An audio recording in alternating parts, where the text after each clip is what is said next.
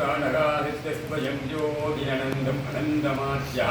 इत्योक्षरः अजस्रतुगो निरञ्जनः पूर्णो अद्वयो मुक्तगुहादिरो अमृतः एकस्त्वमात्मा पुरुषपुराणः सत्यं सत्यस्वयं ज्योतिः अनन्दाद्यः इत्योक्षरः अजस्रतुगो निरञ्जनः पूर्णोऽद्वयो मुक्तौभादितो अमृतः गोविन्दनामकीर्तनं गोविन्द गोविन्द एवं विदन्त्वां सकलात्मनामरि स्वात्मानमात्मात्मनया विचक्षरे वर्करत्वो वजिरत्सुचक्षुषा एते तरन्दीव भवानिदाम्बुधिम् आत्मानं देवात्मनया विजानतां तेनैव जातं निखिलं प्रपञ्चितम्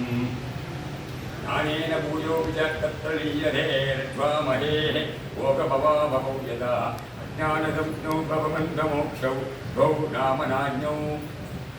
द्वौ नाम्नान्यौ स्तर्धज्ञपापात् अजस्य चित्यात्मनि केवले परे विचार्यमाने तरणौ विवाहनि त्वामात्मानं परं मत्वा परमात्मानं देव च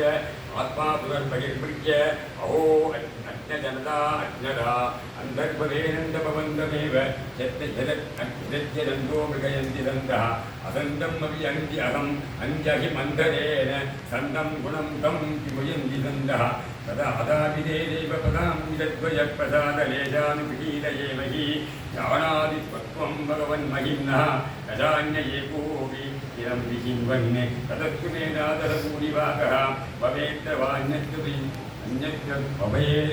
अन्यद्वानिरस्तां येनाहमेवोऽपि भवद्भ्यजानां भूत्वा निहेवये तत्तवपादवल्लभम् अहोनिजन्यावृतगोरमन्यः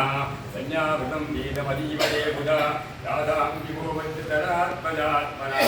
यत्तये अध्यापि न सारमध्वरा अहो अधिजन्यावृतगोरमन्यः संज्ञावृतं वेदमदीवरे बुधा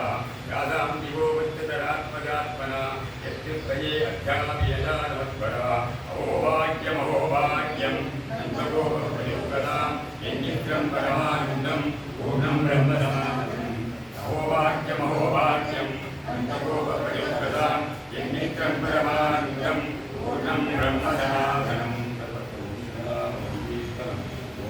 गोविन्द